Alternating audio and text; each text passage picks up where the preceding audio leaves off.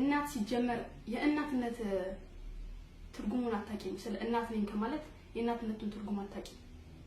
ይሄን ነው ባጭሩ ምንሽ ማለት ነው። ምክንያቱም እናት ብትሆኚ ሲጀመር እንደዚህ አትሆኚም ነበር።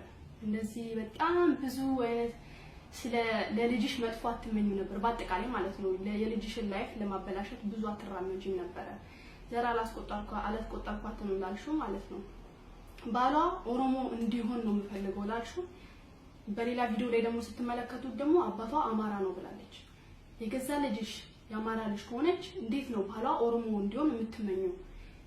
እኔ ባሌ ኩሩ ኢትዮጵያዊ ነው ባሌ ተላችሁ የወደፊት ባሌ እሷ ዛሬ ነገ ይለያታል ምናምን ነገር ላለችው ማለት ነው። እንደፈለግሽ ማለት ትችያለሽ። ግን አንድ ነገር ንገርሽ፣ ነገ ቢለየኝ እኔ እንዳንቺ አላለቅስም። ነገ ቢለየኝ ወንድ ልጅ በደለኝ ብዬ የማለቅስበት ምንም ምክንያት የለኝም። ምክንያቱም ህይወቴ እኔ እንደምመኘው ሳይሆን እግዚአብሔር እንደሚመኝልኝ እግዚአብሔር እንደሚፈቅደው እንዲሆን ስለምፈልግ ነገ ይሄ ሰው ቢለየኝ እግዚአብሔርን ማመሰግንበት ቀን ነው የሚሆነው። ለምን እንደው ታውቂያለሽ? በሱና እኔ ከማስበው ይልቅ እሱ ነው የሚያስብልኝ። እኔ ይጠቅመኛል ብዬ ከምመኘው ነገር ይልቅ እሱ ነው የሚጠቅመኝን የሚያቀልኝ።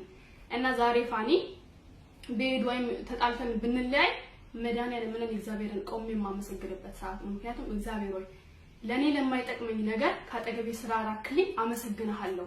ለነገ ላንተ ላዘጋጅህልኝ ምርጥ ነገር ደግሞ ይባስ ለዛ ነገር እንድጓጓ እንድጠብቀው እንዳገኘው ፊሊንጉን ስለሰጠኝ ስላሳደርክብኝ ስላሳየኝ አመሰግናለሁ ነው እንጂ ምለው ወንድ ልጅ በደለኝ ምናምን ነገር ብዬ አላለቅስም። እና እናት ምን ብትሆን እናት አትበሉ። የእናትም ክፉ አለና ማለት ነው። ስለ እናት ብዙ ያወራል፣ ስለ አባት ግን የሚያወራው አንድ ሰው የለም። እኔ ግን ስለ አባት ያወራለሁ። ምክንያቱም አባቴ ፍቅር ሰው ነው። አባቴ ማለት ፍቅርን ያስተማረኝ ሰው ነው። አባቴ ማለት ዘርን ያስቆጣኝ ሰው ፍቅርን ኢቭን እንኳን ስላንቺ ወታሪክ ያልነገረኝ ሰው ነው አባቴ ማለት ነው። ያው ሁሉ መስዋዕትነት ያልተናገረ ሰው ነው አባቴ።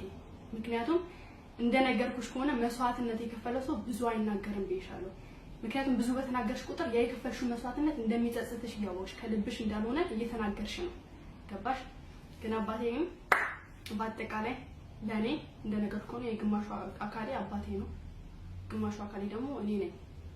እና ስለ አባቴ አታውሪ፣ ስለ አባቴ ፋሚሊም ደግሞ አታውሪ። አይገርምሽ? አብሶ ስለ አባቴ እናት አታውሪ። ምክንያቱም የኔና አንቺ መንገድ እንድንገናኝ እንዲሳካ ያደረገችው የአባቴ እናት ስለሆነች ማለት ነው። ባይገርምሽ ደግሞ ሽማግሌ የምልከው የአባቴ ቤት ነው፣ የምዳራው በአባቴ ቤት ነው። ለዛ ደግሞ እድሜ ይስጥሽ። ሌላ ምንም የምመኝልሽ ነገር የለም። ፍቅሩን ያድልሽ። እኔ ላንቺ ሞክሶም ነገር የለም። የምሳደበውም ስድብም የለም። አልተሳደብኩም ደግሞ ይሄን ደግሞ ስድብ ነው።